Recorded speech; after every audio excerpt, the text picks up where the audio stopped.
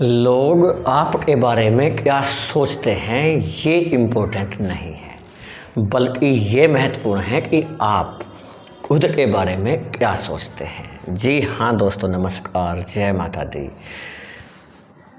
मैं एस्ट्रोलॉजर संदीप हूँ, आप सभी का बहुत बहुत स्वागत करता हूँ आपके अपने यूट्यूब चैनल मिथुन राशि चैनल में, और आशा करता हूँ कि आप सब कुशल मंगल होंगे। महादेव जी का आशीर्वाद हमेशा आप सभी के ऊपर बना रहे। दोस्तों, वीडियो बड़ा खास होने वाला है आज। जी हाँ, बड़ा ही महत्वपूर्ण विषय है। आप थंबनेल पर भी देख चुके हैं और आज हम टाइटल में भी लिखे हैं कि मिथुन राशि वालों धमाकेदार वापसी हो गई। जी हाँ, देखते रह जाएंगे लोग, और जो कुछ भी करना है कर लीजिए, क्योंकि ऐसा मौका बार बार नहीं मिलता। हो क्या रहा है ये चर्चा करेंगे। क्यों धमाकेदार वापसी हो रही है, क्या वापसी होगी, क्या रिजल्ट मिलेंगे, क्या आपके जीवन में ऐसा क्या बड़ा बदलाव हो सकता है, इस वीडियो में चर्चा करेंगे। दोस्तों, लगातार ग्रहों के गोचर में परिवर्तन हो ही रहा है, कुछ ना कुछ बदलाव, और ऐसा परिवर्तन यदि देवगुरु बृहस्पति को लेकर के है, जी हाँ, गुरु को लेकर के परिवर्तन होता है, तो असर हर जातक पर पड़ता है, चाहे उसकी राशि कुछ भी हो। लेकिन इसका प्रभाव सबसे ज़्यादा आपके लिए क्यों पड़ रहा है ये भी बताएंगे। लेकिन वीडियो चंद्र राशि पर आधारित है। यदि आपको अपनी चंद्र राशि नहीं पता है तो भी आप इस वीडियो को नाम राशि के आधार पर या लग्न के आधार पर भी देख सकते हैं, कोई दिक्कत नहीं है। देखिए अब हो क्या रहा है। देवगुरु बृहस्पति अभी कहाँ पर बैठे हुए हैं आज तक, ये जानिए। पहले देवगुरु बैठे हुए हैं आपकी स्वयं की राशि में, मिथुन राशि में। चलिए, ये तो समझ में आ गया कि गुरु आपकी राशि में ये बैठे हुए यहाँ पर, ठीक है। इसलिए पड़ेगा आपकी राशि पर सबसे ज़्यादा प्रभाव, क्योंकि आपके फर्स्ट हाउस में बैठे हैं, मिथुन राशि में, बुध की राशि में गुरु बैठे हुए हैं। चलिए, ये तो हो गया। अब हो क्या रहा है, देखिए। गुरु बैठे हुए हैं अभी राशि में, मिथुन में, और इस नक्षत्र में बैठे हुए हैं, तो गुरु आर्द्रा नक्षत्र में बैठे हुए हैं।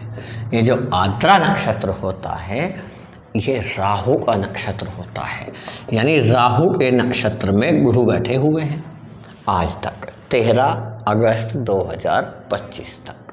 लेकिन राहु क्या है? राहु एक छाया ग्रह माने जाते हैं, और इनको क्रूर ग्रह कहा जाता है। क्रूर ग्रह यानी ये अशुभ ग्रह होते हैं, दैत्य ग्रह होते हैं। इसका मतलब ये है कि राहु के अशुभ प्रभाव में कौन है? गुरु। ये आज तक ऐसा है, 13 अगस्त 2025 तक। लेकिन आज ही 13 अगस्त 2025 को देवगुरु बृहस्पति राहु के अशुभ प्रभाव से मुक्त हो जाएंगे। क्यों? क्योंकि ये नक्षत्र परिवर्तन कर रहे हैं और आर्द्रा नक्षत्र से निकलकर पुनर्वसु नक्षत्र में प्रवेश कर रहे हैं। पुनर्वसु नक्षत्र के स्वामी जानते हैं कौन होते हैं? स्वयं, कोई और नहीं होता, देवगुरु बृहस्पति स्वयं अपने ही नक्षत्र के स्वामी हैं पुनर्वसु के, और खुद अपने घर जा रहे हैं। अपने घर यदि गुरु जाएं तो कैसा फल देंगे आप स्वयं सोच सकते हैं। और ये भी ध्यान रखिएगा कि देवगुरु बृहस्पति ज्योतिषी शास्त्र में सबसे ज़्यादा शुभ ग्रह माने जाते हैं। यदि किसी व्यक्ति की कुंडली में गुरु अच्छे हैं, शुभ हैं, मजबूत हैं, स्ट्रोंग हैं, किसी अशुभ ग्रह के प्रभाव में नहीं हैं, तो उस व्यक्ति की लाइफ में कभी परेशानी आएगी ही नहीं।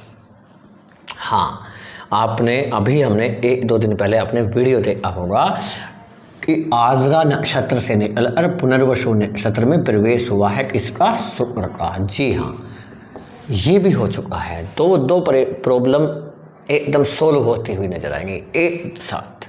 दो ऐसे परिवर्तन हो रहे हैं कि शुक्र का परिवर्तन, शुक्र का राहु के नक्षत्र से आज़ादी, गुरु को राहु के नक्षत्र से आज़ादी, क्या अपॉर्चुनिटीज मिल सकती हैं आपको, क्या लाभ हो सकते हैं, ये चर्चा करने वाले हैं।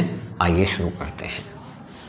देखिए दोस्तों, जैसे ही गुरु शुभ नक्षत्र में आएंगे, क्या इन चीज़ों पर इसका प्रभाव पड़ेगा, क्या क्या लाभ आपको मिल सकते हैं। देखिए, सबसे पहला प्रभाव आपके व्यक्तित्व पर पड़ेगा, आपकी पर्सनैलिटी पर पड़ेगा, आपकी थिंकिंग पर पड़ेगा, आपकी सोच पर पड़ेगा।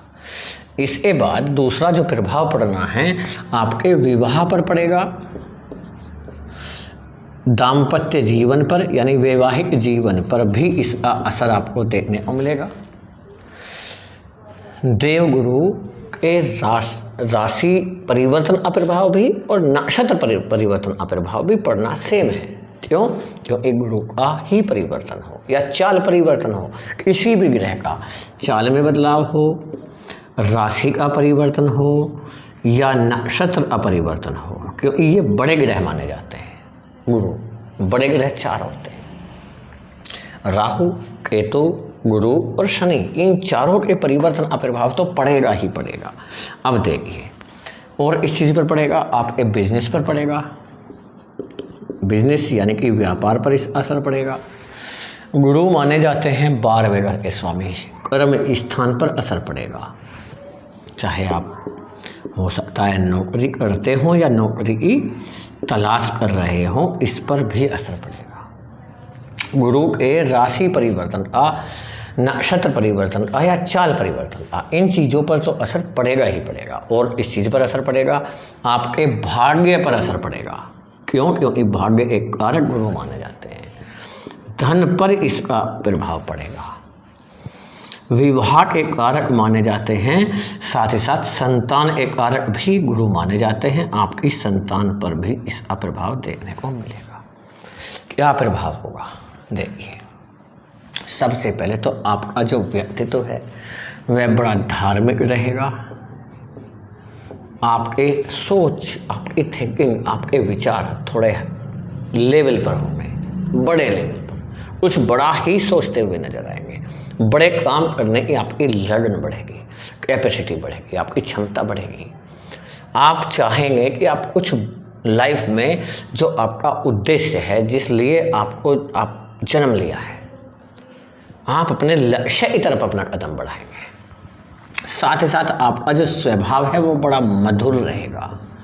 लोगों से काफ़ी हद तक लोग आपसे प्रभावित होंगे। आपसे संबंध हर व्यक्ति अच्छा बनाना चाहेगा, आपसे बार बार बातचीत करना पसंद करेगा। विवाह की बात करें, यदि आप अविवाहित हैं, विवाह के लिए ऐसा रिश्ता बनेगा जो आपके लिए बड़ा भाग्यशाली साबित होगा। अच्छे परिवार से अच्छा रिश्ता जुड़ेगा जो आपके भावनाओं को समझे, आपसे प्रेम करे, आपको सपोर्ट करे और आपके लिए भाग्यशाली हो। ये रिश्ता आपका जुड़ेगा। साथ साथ दाम्पत्य जीवन की बात करें, दाम्पत्य जीवन पर थोड़ा इसका हल्का सा, जी हाँ, जो नेगेटिव प्रभाव चल रहा है, जी हाँ, रिश्ते टूटने की प्रॉब्लम आपको लग रही है, रिश्ते टूटने तक की स्थिति बनी हुई है। कुछ जातकों की तो बात डिवोर्स तक पहुंच गई, जीवन साथी रूठ कर चला गया या जीवन संगिनी रूठ करके मायके चले गए। अलग होने की जो स्थिति बनी हुई है वो सही कर लेंगे आप, लेकिन बातचीत करके रिश्तों को सही बनाने का प्रयास आपको कर लेना चाहिए। बिजनेस के क्षेत्र में तो ज़बरदस्त ग्रोथ देखने को मिलेगा, बड़े लाभ के अवसर मिल सकते हैं। एक्सपोर्ट इंपोर्ट में लाभ होगा, बिजनेस से संबंधित आपकी डील सफल होगी। जो बड़ा नुकसान आपने उठाया है, कर्ज बढ़ता चला गया, या यूँ कहें कि एक तरह से एक अच्छा खासा जो साम्राज्य आपने स्थापित किया, वो जो ढह सा गया या रुक सा गया, ठहर गए, लग रहा है कि आप लाइफ में कैसे भटक गए, ऐसा कैसे हुआ जो नहीं होना था, अब वही सही होता हुआ आप दिखाई देगा और आप स्वयं करने वाले, यही गुरु की कृपा आपके ऊपर होगी। कर्म स्थान पर असर पड़ेगा क्योंकि कर्म के स्वामी आपके गुरु हैं। यदि आप नौकरी की तैयारी कर रहे हैं, तलाश कर रहे हैं, या हो सकता है जॉब चेंज करने की सोच रहे हैं, या जॉब में परेशानी आ रही है, आपका बॉस या आपके सीनियर आपको परेशान कर रहे हैं, कुछ ना कुछ राजनीति आपके पीछे जो चल रहा था वो सब सही होगा, आपके काम बनते हुए नजर आएंगे जॉब में। साथ ही साथ नौकरी में प्रमोशन मिलने की संभावनाएं काफ़ी हद तक बढ़ती हुई नजर आएंगी। भाग्य, देखिए आपने मेहनत बहुत किया, प्रयास बहुत किया, लेकिन भाग्य और सपोर्ट यदि आपको मिल जाता तो बहुत आगे आप निकल जाते हैं। क्योंकि कर्म के साथ साथ यदि भाग्य मिल जाए तो दोस्तों इसे कहते हैं लकी होना। भाग्य और साथ मिलने से कर्म मेहनत कर रहे हैं आप, कर्म कर रहे हैं, कर्म करने के बाद भी भाग्य और सपोर्ट नहीं मिल रहा, यानी आप 99% तक तो आप काम कर रहे थे, लेकिन ये जो 1% है, मात्र इस 1% की वजह से तो भाग्य और साथ मिल जाता तो चीज़ें सही हो जाती। लेकिन दोस्तों अब आपको भाग्य और साथ भी मिलता हुआ दिखाई देगा।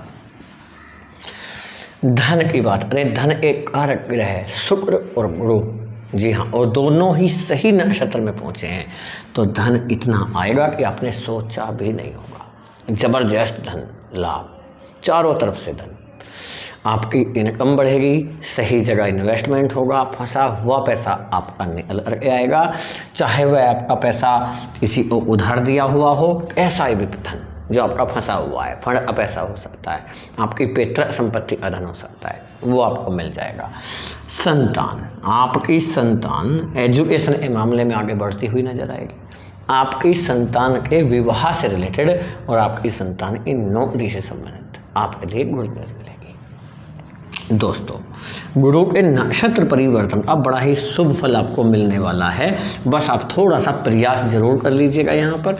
और हाँ, लेकिन ये भी ध्यान दीजिएगा, ये वीडियो जो आप देख रहे हैं ये ग्रहों का गोचर है, और गोचर का प्रभाव हमारे जीवन पर 10% तो पड़ता ही पड़ता है, इससे ज़्यादा तो नहीं पड़ता, लेकिन 10% तक पड़ता है। लेकिन हमारी जो जन्म कुंडली होती है उसका प्रभाव 90% हमारे जीवन पर देखने को मिलता है।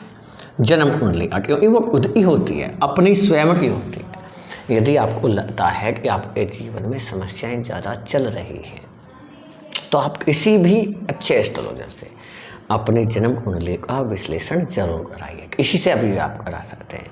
यदि समस्याएं ज़्यादा लगती हैं, यदि सब सही चल रहा है, थोड़ा बहुत उतार चढ़ाव तो लाइफ में आते हैं, तो फिर कोई प्रॉब्लम नहीं है, आपको कुंडली विश्लेषण करने की ज़रूरत ही नहीं है।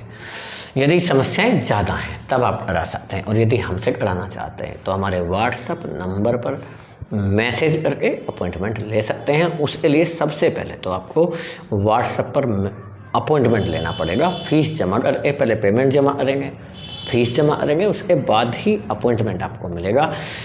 आपसे हाथ जोड़कर विनती करते हैं कि अपॉइंटमेंट लेने के लिए व्हाट्सएप पर मैसेज करके ही अपॉइंटमेंट लीजिएगा, कॉल बिल्कुल भी ना करें, ये रिक्वेस्ट है आपसे, उससे हमें प्रॉब्लम होती है और आपको भी हो सकती है, ठीक है। और व्हाट्सएप नंबर मिल जाएगा आपको डिस्क्रिप्शन बॉक्स में। दोस्तों वीडियो को ज़्यादा बड़ा ना करते हुए यहीं पर समाप्त करने की इजाज़त दीजिए।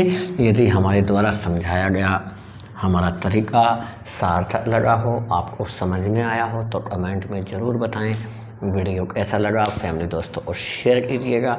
महादेव जी का आशीर्वाद हमेशा आप सभी के ऊपर बना रहे। जय हिंद, जय भारत, वंदे मातरम, हर हर महादेव।